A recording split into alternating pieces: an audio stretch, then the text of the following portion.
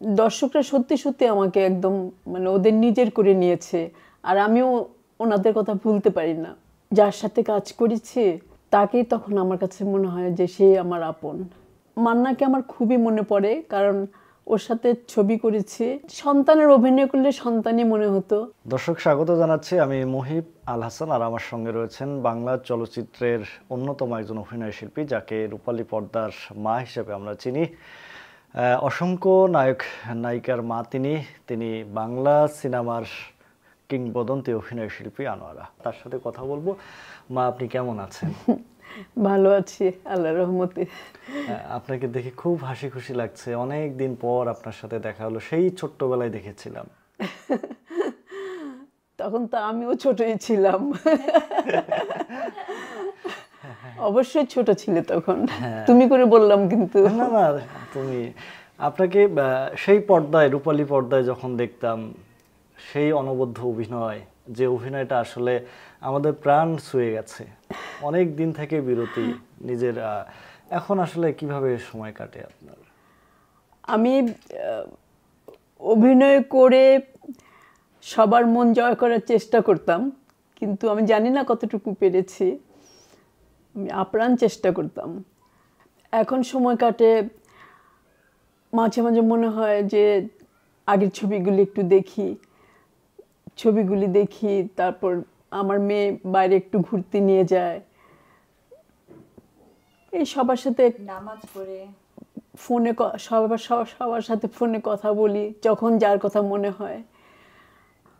নামাজ পড়ি, আল্লাহকে ডাকি। জীবনে তো সব কাজই করেছি, খালি কত কথাই মনে পড়ে। জীবনে যদি কোনো ভুল ত্রুটি করে থাকি, আল্লাহ যেন মাফ করে দেন সবাইকেই। সবার জন্য দোয়া করি যেন আল্লাহ সবাইকেই মাফ করে দেন। এইভাবে সময়টা কাটে আমার। আপনার কি মনে আছে সেই প্রথম দিনের কোনো কথা, যখন আপনি উর্দু সিনেমায় অভিনয় করলেন নায়িকা হিসাবে? ওটা সম্ভবত বালা সিনেমা, ওই সিনেমার নাম। প্রথম ছবি তোমার প্রথম বালা ছিল। ছবি। হ্যাঁ, ওই ছবিটার নাম বালা ছিল। আমার মনে পড়ে ওই ছবিটার কথা। বেশি মনে পড়ে যেখানে কাজ করেছিলাম, ওরা বার্মিজ ছিল। ওদের বাসায় কাজ করতাম। ওদের বাসায় কাজ করার সময় ওদের বাসায় করতাম, কিন্তু থাকতাম আমরা অন্য জায়গায়। ওদের বাসায় কাজ করতাম। ওরা আমাকে খুবই স্নেহ করতো, খুব আদর করতো। মানে আমি ওদের কথা এখনো ভুলতে পারি না। বালা ছবির কথা মনে হলেই ওদের কথা মনে হয়। বার্মিজ ছিল ওরা, খুব ভালো ছিল, খুব যত্ন করতো আমার, খুব আদর করতো। এরপরে তো হচ্ছে নবাব সিরাজউদ্দৌলার পরে মা চরিত্রে অভিনয়ে ঢুকে যান। মা চরিত্রে কবে থেকে ঢুকেছে আমি বলতে পারবো না, কিন্তু নবাব সিরাজউদ্দৌলা কোন সনে করেছি আমার সেটাও মনে নেই। আমি আমার আমি পরপর অনেক ছবিই করেছি। আমি কখনো চিন্তা করতাম না যে আমাকে নায়িকা করতেই হবে, এগুলি আমি ভাবতাম না। আমার চরিত্র যখন আমাকে বলতো, তখন আমার কাছে মানে একটা ভালো লাগার জায়গা যদি পেতাম, তাহলে আমি রাজি হয়ে যেতাম যে আমি করব কাজটা। হ্যাঁ, কিন্তু আমি যে নায়িকা করতেই হবে, আমি এগুলি ভাবতাম না। বাংলা চলচ্চিত্রের যত নায়ক নায়িকা আছে, যত সুপারস্টার আছে, সবারই মা আপনি। হ্যাঁ, আমি সবার মা। আর আমি শুধু নায়ক নায়িকাদের মা না, আমি দর্শকদেরও মা। মানে আমার কাছে এটাই তৃপ্তি লাগে, ভাল লাগে যে আমি সবার মা। হ্যাঁ, আপনি আমারও মা। অবশ্যই, আমি তোমারও মা বাবা। হ্যাঁ, এই যে অনেক দিন কাজ করেছেন, সেখান থেকে 650-র মতো সিনেমায় অভিনয় করেছেন, 8বার পুরস্কার পেয়েছেন, রাষ্ট্র আপনাকে স্বীকৃতি দিয়েছে, আজীবন সম্মাননা দিয়েছে। এই যে একটা ভালো লাগা, দর্শকরা, তার চেয়ে বড় কথা, দর্শকরা আপনাকে ভালোবেসে আপন করে নিয়েছে। এখন তো পর্দায় নেই, তাদের কথা কি মনে পড়ে যে রূপালী পর্দায় সিনেমা যখন মুক্তি পেত আপনি দেখতেন, সেই কথাটা মনে হয় এখন? যখন ছবিগুলো দেখতাম, হ্যাঁ মনে পড়ে, মনে হয়। আর দর্শকরা সত্যি সত্যি আমাকে একদম মানে ওদের নিজের করে নিয়েছে, আর আমিও ওনাদের কথা ভুলতে পারি না। ওদেরকে আমার খুব মানে আপন মনে হয়, আমিও ওদেরকে আপন করে নিয়েছি। কার সাথে কাজ করতে বেশি পছন্দ করতেন? যেমন আপনি তো অনেকে, শাকিল খান থেকে শুরু করে, সালমান থেকে শুরু করে যদি আসি আমরা, আমিন খান, মান্না, রুবেল, প্রত্যেকের মায়ের ভূমিকায় অভিনয় করেছেন। এর মধ্যে কার সঙ্গে বেশি কাজ করে মানে আনন্দ পেয়েছেন, বা তার সাথে কাজের যদি অভিজ্ঞতা থাকে মনে যদি পড়ে ছোট করে? আসলে যখন যার সাথে কাজ করেছি তাকেই তখন আমার কাছে মনে হয় যে সে আমার আপন সন্তান। সন্তান তো অবশ্যই, সন্তানের অভিনয় করলে সন্তানই মনে হতো। সবাইকে আমার আপন মনে হয়। আর তার মধ্যে যারা একজন আছে যে মান্না, সে তো এখন দুনিয়াতে নেই, কিন্তু মান্নাকে আমার খুবই মনে পড়ে, কারণ ওর সাথে ছবি করেছি বেশ কয়েকটা। আর আমরা যখন বসে বসে আলাপ করতাম তখন সেই কথাগুলি মনে পড়ে, যে কি আমাদের মধ্যে কি মজার মজার কথা হতো, সেগুলি মনে পড়ে। এরকম সবার সাথেই আমার ভালো সম্পর্ক। এই সম্পর্কগুলির কথা আমি ভুলতে পারবো না। ওরা সবাই আমার আপন। আচ্ছা মা, এখন তো মানে সিনেমা করার ইচ্ছা হয়, এখন ঘরে বসে থাকে, যদিও বলাটা আমার উচিত হচ্ছে না, তারপরও মন তোর কাঁদে স্মৃতি পিছনে ফিরে যেতে। আপনার কি অভিনয় করার ইচ্ছা জাগে এখনো?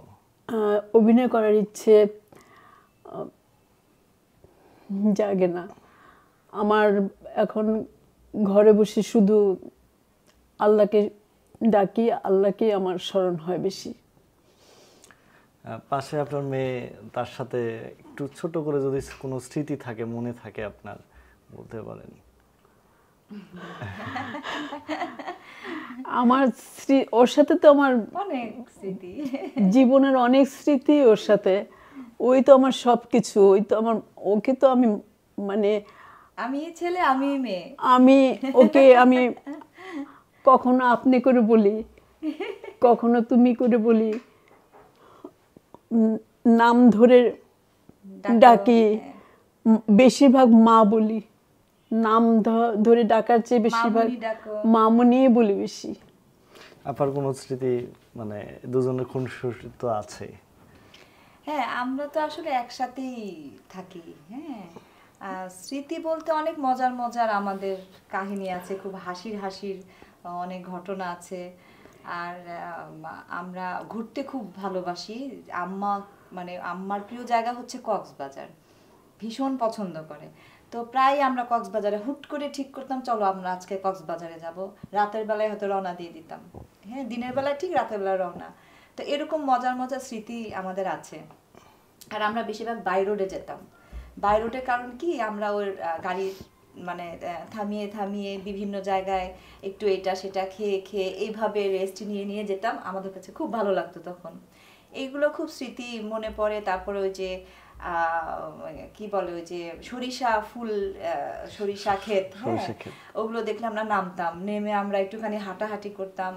আর আমার মার একটা অভ্যাস ছিল যে যেখানেই যাবে ব্যাক করার সময়, বাসায় ফেরার সময় ওই বাজার করতো অনেক, মানে সবজি এটা সেটা, মাছ।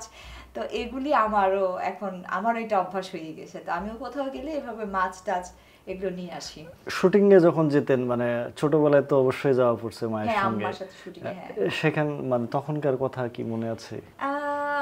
শুটিং এ গেলে বেশিরভাগ দেখা যেত যে আম্মা শুটিং করতো, আর আমি বেশিরভাগই থাকতাম শুটিং এর লোকজন। হ্যাঁ, তারপর ওনাদেরকে তো মামা বলেই বেশি ডাকতাম, মামা, তারপরে আন্টি, এগুলোই বেশি বলা হতো, কারণ সবাই আম্মাকে আপা আপা ডাকতো।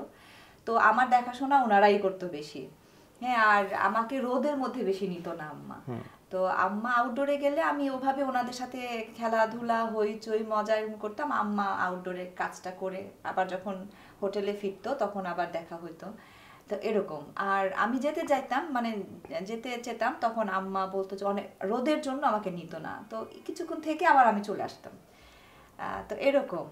আর সব সময় স্মৃতি বলতে, আম্মা যখনই শুটিংয়ে যাইতো, তো তখন আমি ছোট, তখন তো আর মোবাইল ছিল না, টিএনটি ফোন ছিল। টিএনটি ফোনে যেভাবে হোক আম্মা কোথাও না কোথা থেকে কল দিত বা কাউকে দিয়ে কল দাওয়াতো পানি খাওয়ার জন্য, যে মুক্তি পানি খাও, হ্যাঁ এখনই পানি খাও, এরকম করতো। আর খাবারের টাইমটা খাবারটা যেন ঠিক মতো খায়, হ্যাঁ এরকম। তো এইগুলো তো আমাদের মধুর স্মৃতি। মানে আমি কাজ করি আর যাই করি, আমার মনটা পড়ে থাকতো বাসায়। বাসায় আমার মেয়েটার কাছে। খালি মনে হতো যে ও ঠিক মতো খাচ্ছে কিনা, ওর পানিটা খায় কিনা ঠিক মতো। পানির কথা বেশি চিন্তা লাগতো আমার, কারণ ও চেয়ে খেত না। হ্যাঁ আমি এরকমই ছিলাম যে কখনো বলতাম না যে আমি খাবো বা আমার মানে ক্ষুধা লেগেছে বা আমি খাবো, কখনো চাইতাম না। এটাই আম্মার একটা টেনশন ছিল যে ক্ষুধা লাগলেও তো বলবে না, চুপ করে থাকবে, এরকম ছিলাম। সব সময় তো আর যেত না সাথে, যখন আর কি নিয়ে যেতাম তখন আর কি ওর কাছে মনটা পড়ে থাকতো যে ও জানি খাচ্ছে কিনা ঠিক মতো। আবার যে থাকতো ওকে দেখাশোনার জন্য, সে ঠিক মতো দেখাশোনা করছে কিনা, ওইটাও একটা টেনশন থাকতো আমার। এটাই হচ্ছে মায়ের মন। প্রতিটা মাই এরকম, শুধু আমি একা না। আরেকটা মজার আমার আরো অনেক স্মৃতি আছে, ওগুলো হচ্ছে যে ওই আমি অনেক দুষ্টামি, মানে ছোটবেলাতে দুষ্টু ছিলাম অনেক, কিন্তু দেখে বোঝা যাইতো না। আবার একটু বোকা বোকাও ছিলাম।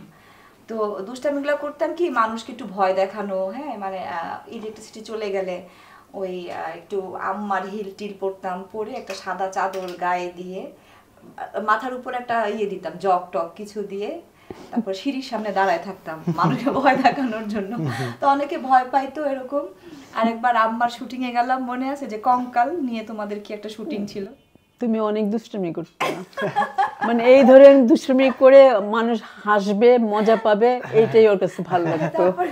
ওই শুটিং এ আমি তখন বললাম ওই ডিরেক্টর যে ছিল ওই মামাকে বললাম যে আপনি আমাকে শুটিং এর পরে কিন্তু প্লিজ আমাকে কঙ্কালটা দিবেন, দিতেই হবে। পরে বলল আচ্ছা ঠিক আছে তুমি নিও। তো শুটিং শেষ করার পরে নিয়ে আসছি, ওইটা আমি ছাদে, ওইটা আমি ঝুলায় রাখছিলাম, হ্যাঁ ছাদের মধ্যে আমাদের। পরের দিন দেখি অজ্ঞান হয়ে পড়েছিল আমাদের দারোয়ান, পরে উনি কাজ ছেড়ে দিছে আর করে নাই, ভাবছি সত্যি সত্যি কিছু। তো এরকম অনেক বিচার টিচার আসতো। আম্মা একটু চোখ কখনো ধমক দেয় নাই, কিন্তু চোখ টোক দেখলে বুঝতাম যে রাগ করলো যেটা কেন, কিন্তু আব্বা খুব হাসতো। আচ্ছা আম্মা, আপনার কি মনে পড়ে প্রথম দিন শুটিং এর কথা, বা কিভাবে আসলেন? আপনি তো নৃত্যশিল্পী হিসেবেও কাজ করেছেন, চলচ্চিত্রে আসলেন কিভাবে, এটা একটু মনে পড়ে আপনার? মাথায় নাচ ঢুকতেছে দিয়ে না। আসছিলা, আজিম আঙ্কেল তোমাকে নিয়ে আসছিল বা এরকম? ও হ্যাঁ, হ্যাঁ বলছিল এরকম কাহিনী। এক সময়ের খুব বড় হিরো ছিলেন আজিম সাহেব, উনি আমাকে চলচ্চিত্রে নিয়ে আসছিলেন। তো ওনার দ্বারাতে আমার আশা হয়েছিল।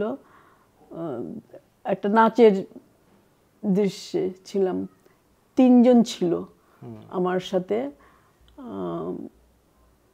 এই যে পাকিস্তানে শবনমও ছিল নাচের ওই দৃশ্যে। শবনম, আমি আর কে যেন ছিলেন, আরো 2 জন মেয়ে ছিলেন, কিন্তু নামগুলি আমার মনে নেই। এইভাবে আসছি প্রথম। আচ্ছা, এরপরে অনেকগুলো সিনেমায় কাজ করেছেন, সবশেষ কাজের কথা মনে আছে কিনা? লাস্ট ছবি কি মাথায় নেই আমার, কারণ একটা ছবি করি নেই তো, একদিনে আমি 2টা ছবিও করেছি, এরকমও করেছি, কিন্তু কি ছবিটা করেছি লাস্টে এটা আমার খেয়াল আসছে না। অনেক সিনেমা কাজ করেছেন, অনেক হিরো, অনেক ভিলেন, অনেক অভিনয় শিল্পীর সঙ্গে কাজ করেছেন। যখন আপনার সিনেমা রিলিজ হতো সেই সময়টাই কেমন লাগতো? যখন দর্শক আমার অভিনয়ের প্রশংসা করতেন, সেটা তো অবশ্যই ভালো লাগার কথা, কারণ আমি তো দর্শকের ভালোবাসা পাওয়ার জন্যই তো অভিনয়টা করতাম। সেই ভালোবাসাগুলো কিন্তু এখন আমি বুঝতে পারি যে ওরা আমাকে কত ভালোবাসছে। ওরা যদি এখনো আমাকে দেখে, এই দর্শকরা আমাকে কিন্তু, আমি কিন্তু তোমাকে প্রথমে আপনি বলেছিলাম, কিন্তু যখন মা বললা আমাকে, তখন থেকে তুমি বলি। তো ওই দর্শকরাও কিন্তু আমাকে যখন দেখে তখন কিন্তু মা বলেই ডাকে আমাকে। তা আমার মনটা তখন কেমন লাগে চিন্তা কর। আমার অনেক ভালো লাগে, শান্তি লাগে আমার, যে আমার দর্শকরা আমাকে এখনো মনে রেখেছে, আমাকে কত ভালোবাসে। এই ভালোবাসা পাওয়ার জন্যই তো আমি অভিনয় করতাম, এই ভালোবাসা এই সম্মান শ্রদ্ধা পাওয়ার জন্যই। ওরা আমাকে অনেক সম্মান শ্রদ্ধা করে, দর্শকরা। আপনাদের সময় স্বর্ণালী একটা যুগ গেছে, এখন আর নেই। এই যে একটা অবস্থায় আছি আমরা, এই সময়টা কি আসলে হওয়ার ছিল আপনি মনে করেন? এই সময়টা হওয়ার ছিল না। এই সোনালী যুগটা যে আমরা কাজ করে গেছি, আমি দোয়া করি এই যুগটা আবার ফিরে আসুক। কারণ অনেকেই চায় যে আমি শিল্পী হব, একটা একটা মানুষের মনে থাকতে পারে আশা যে আমি শিল্পী হব। তো আমি দোয়া করি যেন এই চলচ্চিত্রে যেন সেই দিনটা আবার, সোনালী দিনটা আবার ফিরে আসে। আমি এই আশাই করি যে শিল্পীরা যেন মানে সম্মান নিয়ে তাদের মনে যে একটা আশা আছে যে আমি শিল্পী হব, একটা বড় শিল্পী হব, সেই শিল্পীদের জন্য আমি দোয়া করি যাতে তাদের মনের আশা যেন পূরণ হয়। আমার মন থেকে আমি এই আশীর্বাদ সবসময় করব, সবসময় করি। মা আপনাকে ধন্যবাদ, আপু আপনাকে অসংখ্য ধন্যবাদ সময় দেওয়ার জন্য। আপনি ভালো থাকবেন সব সময়, দোয়া করি যেন আপনি এইভাবে আমাদের মাঝে থাকেন এবং দর্শকদের হৃদয়ে তো আছেন। দর্শক, এই ছিল আজকের আয়োজন। আগামী পর্বে নতুন কোনো অতিথিকে নিয়ে হাজির হব। সে পর্যন্ত ভালো থাকুন, সময়ের সঙ্গেই থাকুন। আমারও দোয়া থাকলো সবার জন্য। আপনারা সবাই ভালো থাকবেন, সুস্থ থাকবেন, আপনাদের সবার মনের আশা পুরা হোক। আল্লাহকে অবশ্যই স্মরণ রাখবেন, আর আল্লাহ আপনাদের ভালো রাখুক, দোয়া করি। আপনাকে অনেক ধন্যবাদ, সময় টিভিকে ধন্যবাদ। আপনারা সবাই ভালো থাকবেন, আমার মার জন্য দোয়া করবেন, আমার জন্য এবং আমার মেয়ের জন্য দোয়া করবেন। আপনাদের জন্য অনেক দোয়া থাকলো।